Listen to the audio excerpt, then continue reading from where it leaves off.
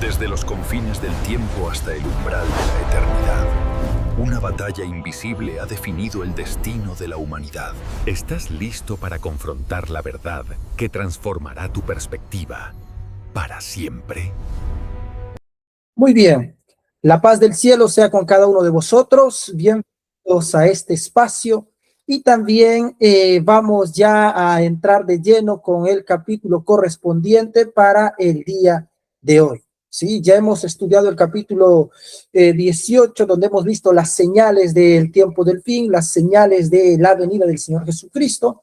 Sí, ahora vamos a entrar a una profecía bastante significativa y una profecía muy importante dentro de la Biblia que nos va a ayudar a entender y a comprender el contexto en el cual estamos viviendo.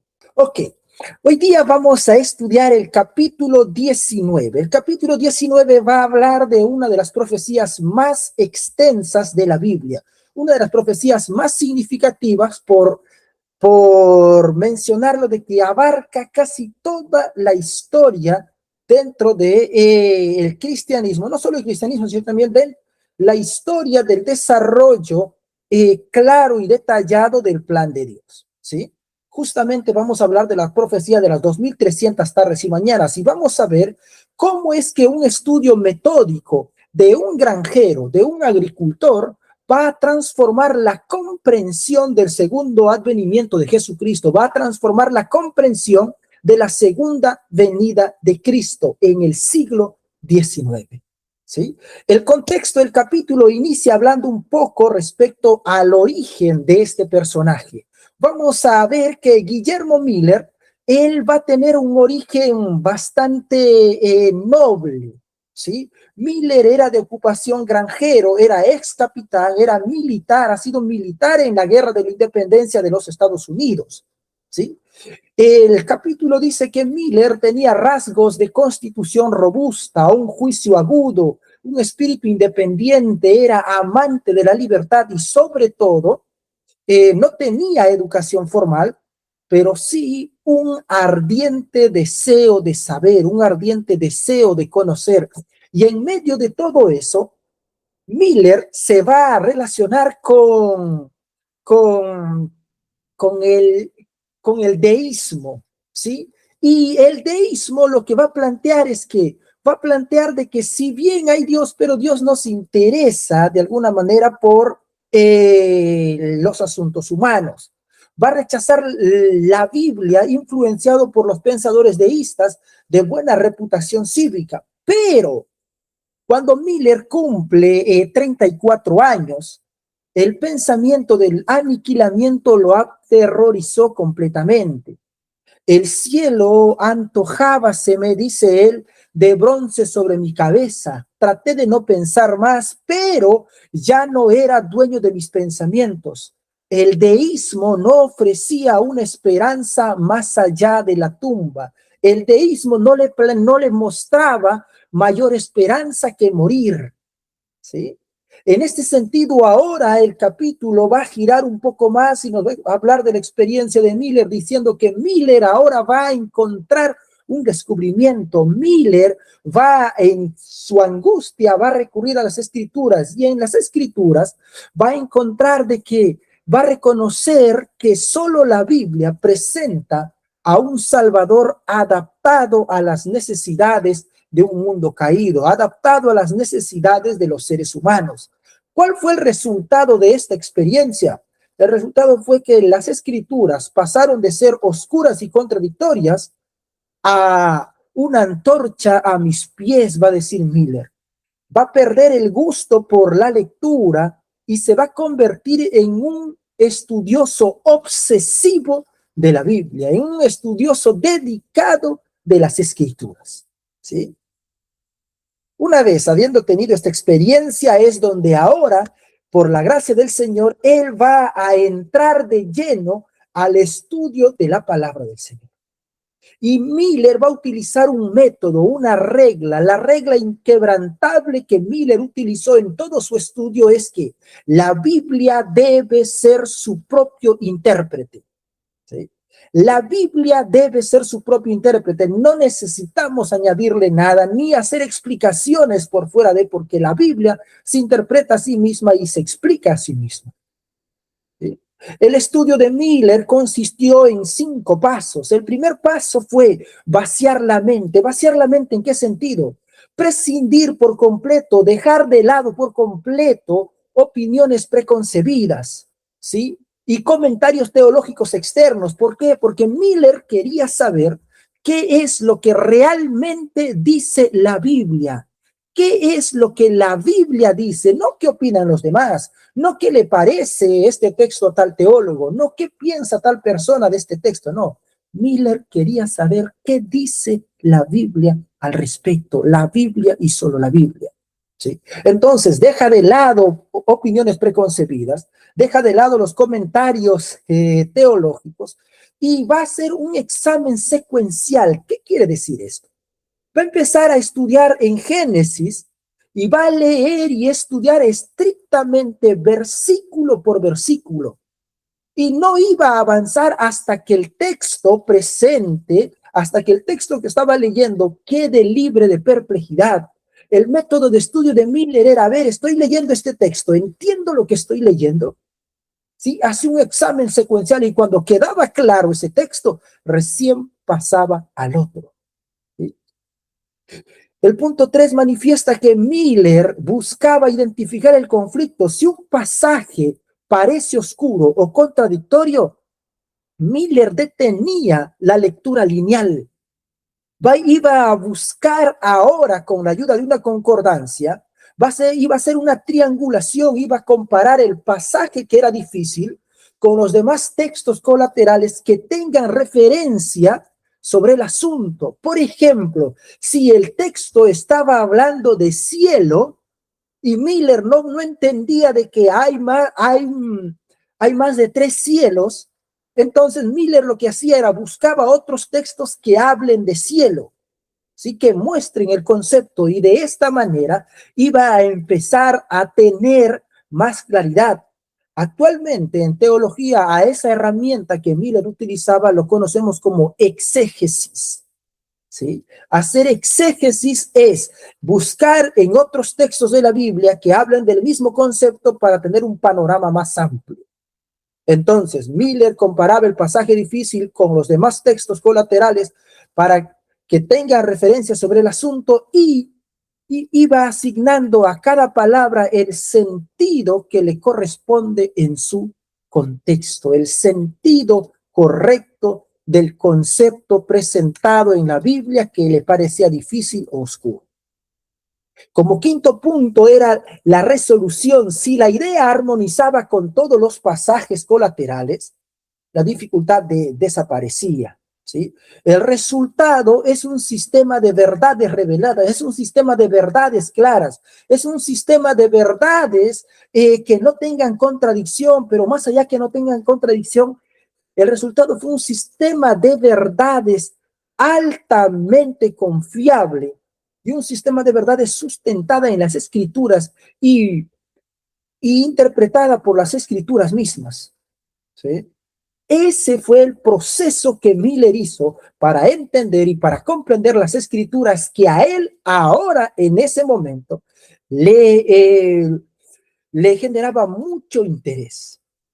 Pero avanzando un poco más el capítulo nos va a mostrar de que había un mito común. ¿Cuál era el mito común dentro del cristianismo? El mito del milenio temporal. La Iglesia Apostólica, el capítulo deja en claro que la Iglesia Apostólica nunca sostuvo la doctrina de la conversión del mundo. Esta doctrina de la conversión del mundo, de que luego iba a haber un milenio temporal donde toda la gente que quiera se iba a convertir, fue introducida a principios del siglo XVIII, infundiendo una falsa seguridad, ¿sí?, dentro del mundo no creyente. ¿Cuál era la doctrina popular? La doctrina popular era de que iba a haber un milenio temporal de paz y de justicia antes del fin del mundo. Este milenio iba a traer como consecuencia la conversión global y la infusión del reino espiritual en la tierra, de que 1000 años iba a haber paz, iba a haber justicia, iba a haber conversión de todas las personas a nivel global. ¿Sí? Y el peligro de esto fue que enseñó a los hombres a dejar para un remoto porvenir la segunda venida de Cristo, descuidando la preparación, descuidando la entrega, descuidando el estudio, porque ¿para qué voy a prepararme? ¿Para qué quiero estudiar? Si va a haber un milenio de paz en la cual voy a poder hacerlo. ¿Sí? Ese era el mito popular, la idea común, pero Miller va a hacer un descubrimiento muy importante, ¿sí? Miller va a plantear que el reino se recibe después de la venida personal de Cristo y de la resurrección, de que el milenio de paz, el milenio de seguridad no iba a venir antes de la venida personal de Cristo y de la resurrección, ¿sí? Sino que esto iba a venir después de que Cristo viniese personalmente a la tierra, después de que se dé la resurrección. Y va a decir de que en el mundo hay trigo y cizaña y crecen juntos hasta la siega, hasta el tiempo final.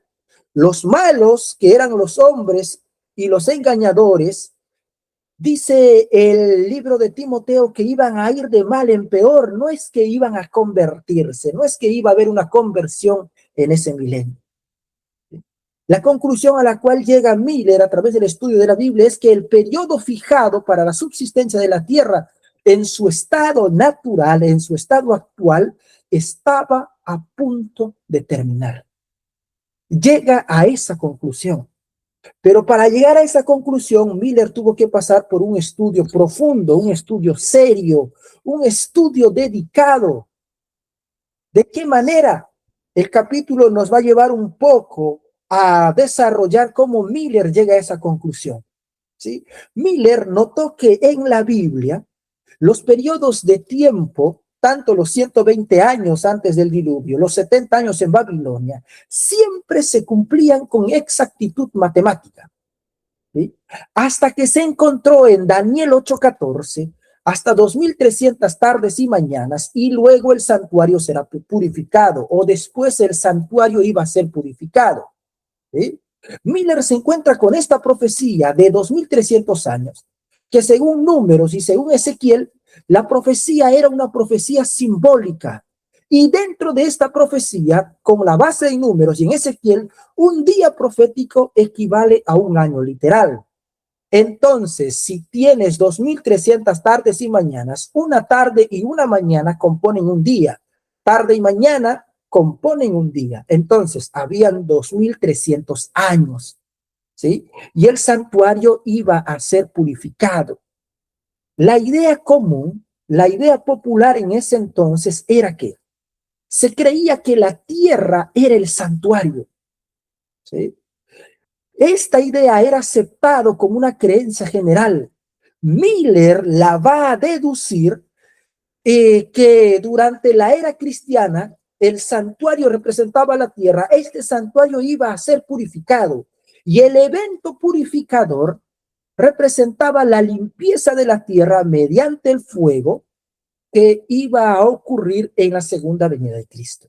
Miller concluye de esa manera, aceptando la idea popular de que la tierra era el santuario y que la purificación del santuario era la segunda venida de Cristo a la tierra. ¿Sí? El problema matemático gira que en el capítulo 8, el ángel Gabriel dejó a Daniel enfermo y sin explicar el detalle crucial cuando empieza a contar este inmenso periodo de tiempo. ¿Cuándo inicia este periodo de 2300 tardes y mañanas? ¿En qué momento inicia?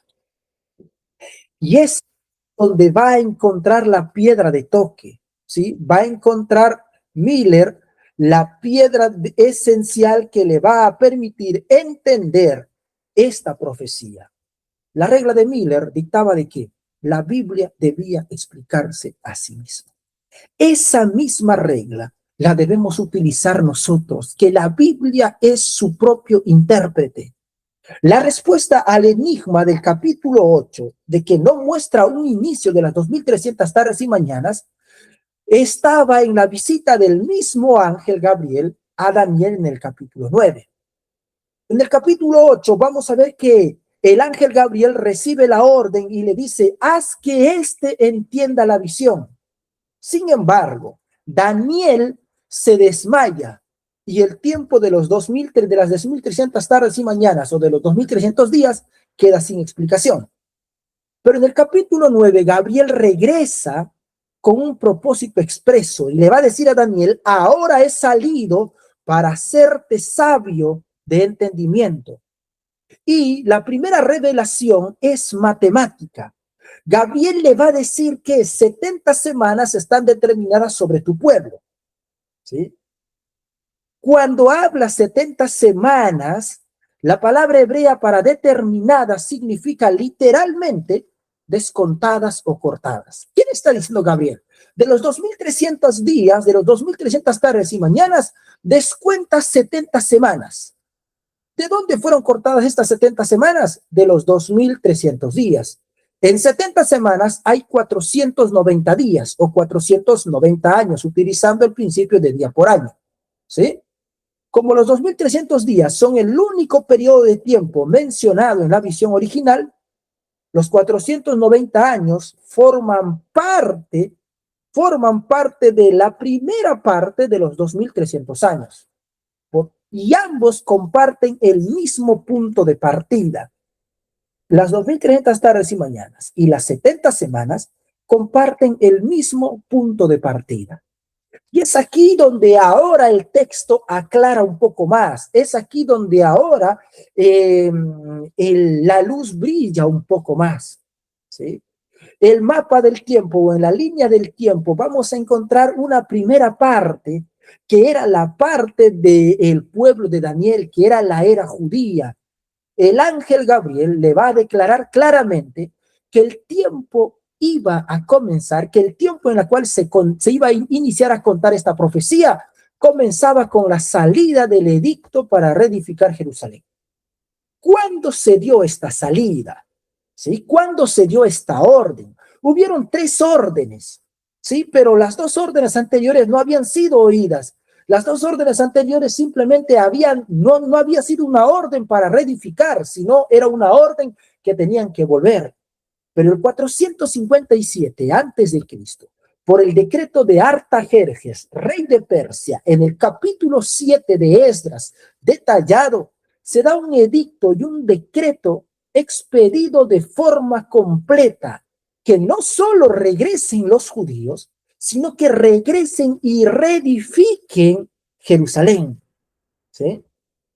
Reedifiquen las murallas, reedifiquen el templo, reedifiquen la ciudad. A partir de aquí se empieza a contar las 70 semanas y las 2.300 tardes y mañanas, ¿sí? De esas 70 semanas, 69 años se cumplen en el año 400. Estas 70 semanas, 69 semanas que componen 483 años, es donde se unge al Santo de los Santos. Al alcanzar los 483 años exactos, Cristo es bautizado por Juan y ungido por el Espíritu Santo en el río Jordán en el año 27, exactamente como lo dijo la profecía. Y después, por una semana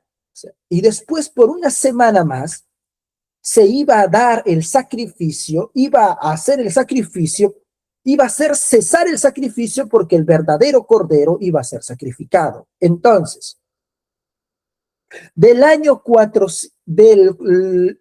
27 hasta el año 34, ¿sí? Vamos a encontrar que hay 7 años más. ¿Sí? ¿Qué quiere decir esto? Al 483 le sumamos 7 años más, dan 490 días o años que compone las 70 semanas, ¿sí?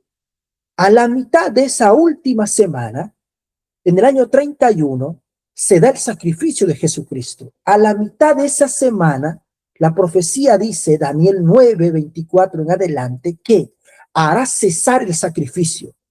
Cristo es crucificado, se termina el sistema de ofrendas, el sistema de ceremonias, ¿sí? Y el capítulo todavía amplía más. En esa misma tarde, cuando Cristo estaba colgado en el madero, había llegado la hora del sacrificio, ¿sí? Cuando dijo consumado es, el cordero que estaba allí sobre el altar del sacrificio misteriosamente se desató y salió corriendo por el atrio, manifestando que el verdadero cordero había sido sacrificado, y como consecuencia de eso no era necesario más sacrificios, más ofrendas, ni ceremonias, ni derramamiento de sangre. Del año 31 hasta el año 34 todavía quedan 3 años y medio más, ¿sí? En el año 34 ocurre un evento que marca el fin de las 70 semanas dadas para los judíos, ¿sí?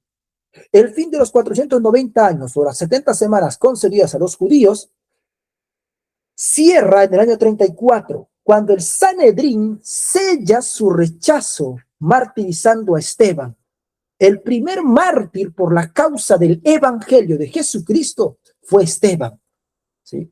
Esteban muere en el año 34 y después los apóstoles van a llevar el mensaje al mundo entero, el mensaje al mundo gentil, porque 70 semanas o 490 años habían sido dados para el pueblo judío para que en este periodo de tiempo ellos eliminasen la prevaricación, eliminasen el pecado. Era el tiempo de gracia que se les estaba concediendo, ¿sí?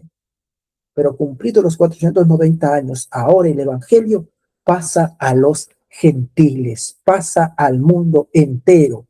Y es aquí donde entra la segunda parte ahora de esta profecía. Sí, esta segunda parte consiste en la gran consumación, porque una vez habiendo establecido el punto irrefutable de la partida, el año 457 antes de Cristo, el cumplimiento exacto de la primera fase, el término del periodo total es una simple aritmética, ¿sí? ¿Qué quiere decir esto? A las 2300 tardes y mañanas le tenemos que restar 490 años, ¿sí? ¿Por qué? Porque estos 490 años ya se habían cumplido, que eran para los tiempos de los judíos. ¿Se cumple cuándo? En el año 34. Restamos 2300 menos 490, quedan 1810 años restantes.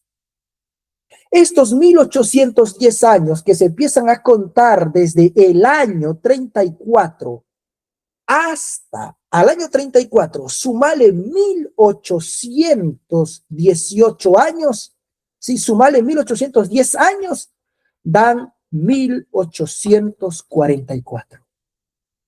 Tras solo 2 años del estudio de Miller, dice el capítulo, Miller llega a la sobrecogedora convicción de que solo faltaban 25 años para la purificación de la tierra. La Biblia fue para mí, dice Miller, entonces un libro nuevo. Cuán brillante y glorioso parecía esta verdad. Porque Miller, al sumar al año 34 después de Cristo más 1810 años, da como resultado el otoño de 1844. ¿Sí? De esta manera llega a la conclusión de que en 1844 se iba a producir, ¿qué? Se iba a producir la purificación del santuario. Pero ahora, ¿qué pasaba? Miller era un hombre que en 1818 Miller vio la evidencia.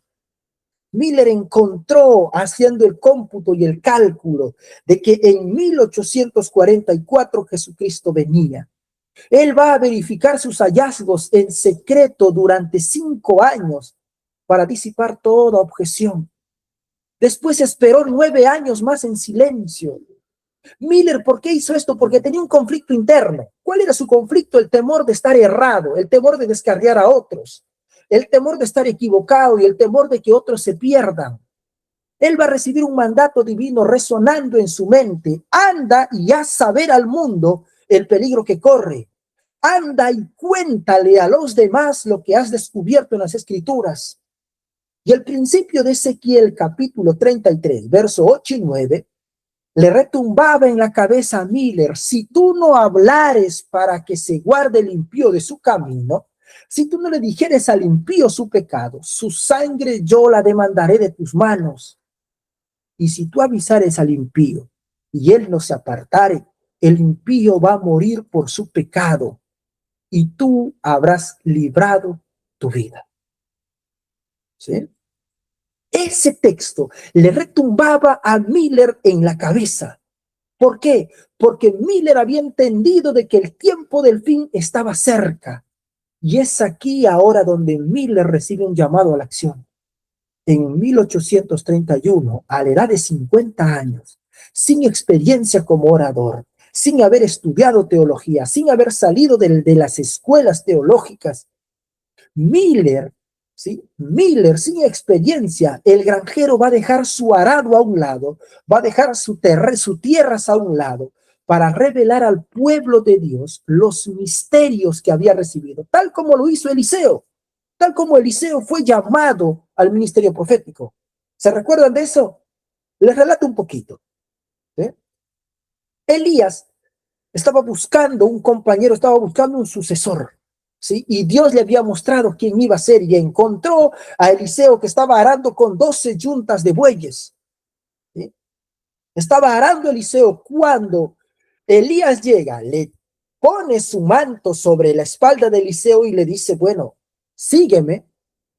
Y Eliseo tenía que dejar el arado, tenía que dejar la tierra, tenía que dejar a sus padres para irse con Elías. Ese es el llamamiento profético que recibe. Ahora Miller está recibiendo ese mismo llamado. ¿Sí? Está recibiendo ese mismo llamado. ¿A qué? A contarle al mundo el peligro que corre, que el mundo está en peligro. ¿Sí? Y vamos un poco más. El capítulo nos va a mostrar la anatomía del despertar. La anatomía es la manera como Miller va a iniciar la obra. Miller no se basó en una excitación extravagante ni manipulación emocional. No necesitó nada de eso para convencer a las personas. Ni siquiera él convencía a la gente. Su impacto tendía a convencer el entendimiento y el despertar de la conciencia de las personas, no mediante la emoción, no mediante los milagros, no mediante los regalos, sino mediante la razón. ¿De qué manera? A través del estudio de la Biblia. Tuvo una efectividad única, porque Miller logró influir en la mente de los deístas, de los ateos, de los universalistas, de los libertinos, de otros ministros populares que se consideraban inalcanzables, pero a través de las escrituras, a través del desarrollo de la profecía, de la explicación de la Biblia dada por sí misma, tuvo una efectividad única y los resultados fueron tangibles.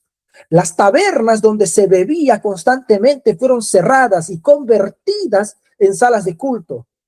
Las garitas de juegos fueron abandonados. Los hombres de negocios se reunían al mediodía en las grandes ciudades para orar, para estudiar la Biblia. Había una recepción institucional. La aceptación inicial fue generalizada. Decenas y cientos de conversiones se realizaban por cada ciudad. Las iglesias protestantes le abrían las puertas de par en par a Miller para predicar el mensaje profético. Y en 1833, la iglesia bautista le va a otorgar la licencia formal para predicar. Le da una licencia, un permiso formal para predicar. ¿Sí? De esa manera inicia la obra, de esa manera se gesta el desarrollo del ministerio de Miller. Y avanza un poco más el capítulo. Y el capítulo va a ir un poco más y nos muestra que a esta revelación, a esta manifestación del poder de Dios a través de su palabra, le va a seguir una manifestación en el cielo. El 13 de noviembre de 1833, justo cuando Miller empezaba su obra pública, apareció las últimas de las señales a que anunciaban la segunda venida de Cristo. ¿Sí? ¿Qué decía la profecía?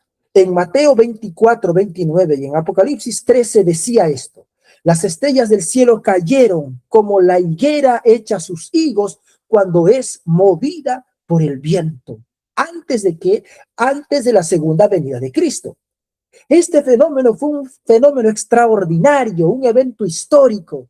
Se vio una lluvia de meteoritos, la meteórica de Leónidas de 1833 fue descrito como el más dilatado y admirable espectáculo de estrellas fugaces registrados. Desde las 2 de la mañana hasta el amanecer, Norteamérica observó el firmamento con una conmoción ígnea, dice el capítulo, con una conmoción sorprendida. ¿Sí? Y esto va a recibir una validación académica y periodística. El diario del profesor Silliman registró el evento en el Journal of Commerce de Nueva York, y él va a declarar esto: hace 1800 años, un profeta lo predijo con toda exactitud. Es el sentido verdadero y literal.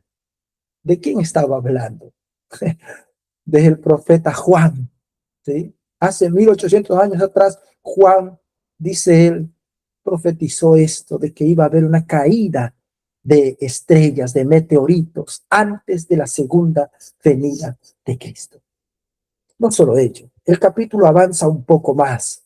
Sí, el capítulo nos va a decir de que el método interpretativo de Miller de un día por año fue puesto a prueba públicamente por sus colaboradores.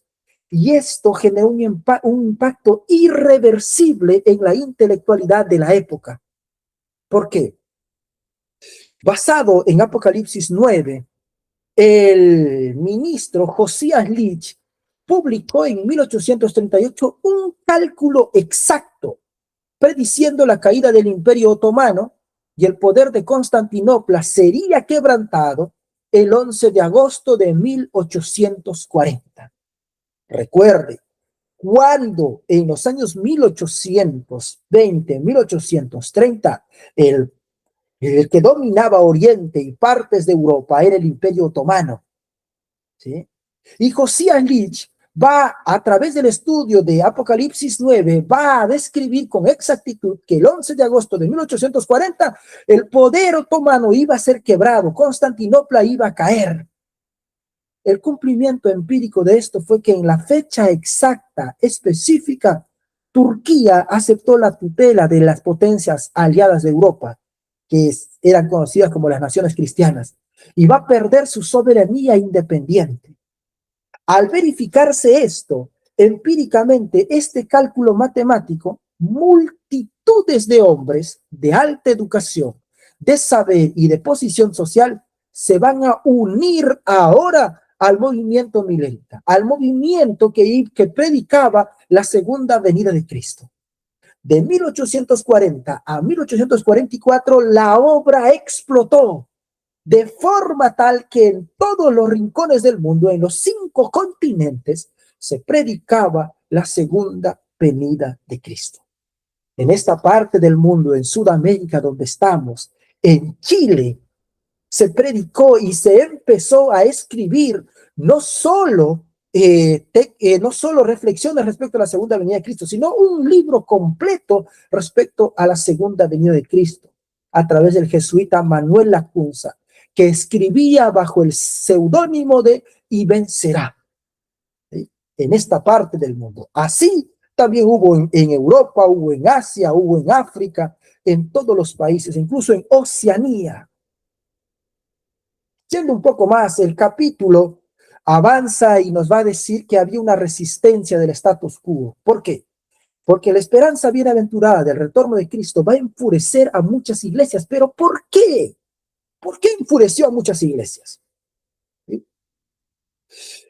El movimiento milerita o el movimiento adventista que predicaba la segunda venida de Cristo, la Biblia y la Biblia sola, era la consigna de Miller y sus seguidores. Las iglesias populares, las iglesias carentes de fundamento bíblico para refutar a Miller, se refugiaron en las tradiciones de los hombres. cuando el ser humano no puede sustentar con la Biblia lo que cree, se refugia ¿dónde? Así lo hemos creído durante tanto tiempo, así nos enseñaron, así nos dijeron, ¿sí? Pero la Biblia y la Biblia sola era la consigna de Miller y de sus seguidores. ¿Cuál era la metodología? Exigían que cualquier acusación de error fuera refutada estrictamente mediante la palabra de Dios. Llegamos a nuestras conclusiones después de una reflexión madura, decía Miller y sus seguidores. La metodología de las iglesias populares era el uso de la burla, la ridiculación sistemática y epítetos difamantes desde los púlpitos y la prensa religiosa. ¿Cuál era la actitud del movimiento millerita? La actitud era integridad, dominio de sí mismo, ausencia de agitación, no se dejaban provocar. Y el motivo oculto de las iglesias protestantes era que el mensaje turbaba el sentimiento de satisfacción de los miembros. Decirles que Jesús va a venir pronto les intranquilizaba, porque preferían el lujo, preferían el dinero, preferían los honores mundanos antes que el escrutinio de la verdad. ¿Qué va a venir como consecuencia? La hostilidad eclesiástica alentó al populacho, resultando en intentos de asesinato contra Miller, pero fueron frustrados por intervención providencial, nos relata el capítulo. No solo ello, avanzamos un poquito más antes de llegar al final, ¿sí? Hay un patrón. ¿Cuál es este patrón? El patrón del rechazo. En el pasado, el capítulo hace una comparación.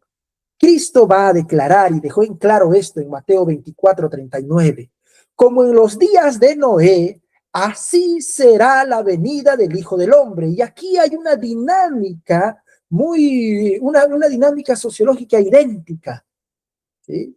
Porque en los tiempos de Noé, el mensaje que se dio allá durante 120 años, se dio aviso previo en revelación directa, ¿sí? En los días de Noé.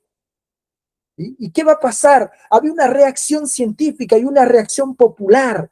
¿Cuál era la reacción científica? Argumentaban de que era imposible que llueva porque nunca había llovido en la tierra y era ridículo creer de que iba a haber un diluvio. Era ridículo enseñar que iba a haber un diluvio porque en la tierra nunca había llovido. ¿Cuál era el perfil del mensajero? Noé no era un hombre solo, acusado de fanático por toda la sabiduría de su época. 25 años de aviso previo que dio Miller, ¿sí? 25 años de deducción profética antes de 1844. En los días de Miller desestimaron los cálculos matemáticos burlándose de las fechas y se refugiaron en el confort material. ¿Y cuál era el perfil del mensajero? Un granero íntegro, difamado, llamado fanático por el clero institucional. La conclusión del patrón es esta, de que en ambas eras la mayoría prefirió el consuelo de lo conocido. Se embriagaron de prosperidad mundana hasta que el juicio los tomó repentinamente por sorpresa, hasta que el juicio vino sorpresivamente, ¿sí? Vino el diluvio, también vino el cumplimiento de las 2300 tardes y mañanas sorpresivamente.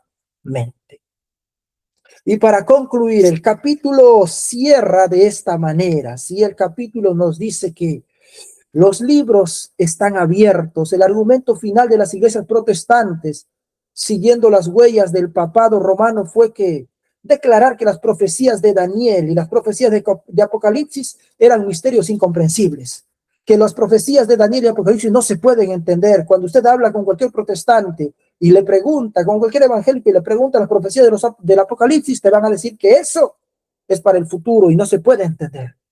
Pero Cristo refutó esto. Cristo mismo es el revelador, pronuncia una bendición explícita contra la ignorancia voluntaria y va a decir: bienaventurado el que lee y los que oyen las palabras de esta profecía y guardan las cosas en ellas escritas, porque el tiempo está cerca, porque el tiempo es muy pronto. Eso dice Apocalipsis. ¿sí? Es por eso de que nadie necesita caminar en oscuridad respecto al futuro del mundo. Nadie necesita vivir a oscuras respecto a qué va a pasar con nuestro planeta. La profecía no está sellada. Daniel ahora es un libro abierto, diseñado para instruir, para consolar, para preparar a la humanidad para la consumación de la historia. ¿Sí? Los libros de Daniel y Apocalipsis son libros abiertos que podemos acceder a ellos para estudiar, para comprender, para poder saber qué va a suceder con cada uno de nosotros y con el mundo en el tiempo del fin, en el tiempo que la cual estamos viviendo. La invitación es a estudiar las profecías bíblicas, porque la Biblia dice que son bienaventurados el que lee y los que oyen y los que hacen y guardan las cosas escritas en este libro. Que el Señor pueda darte la bendición de ser un bienaventurado. Que el Señor pueda darte la bendición no solo de entender las escrituras, no solo de entender las profecías, sino también de vivir conforme a la luz que recibimos. Que el Señor te bendiga y su gracia te acompañe en el nombre del Señor Jesús. Amén. La verdad continúa.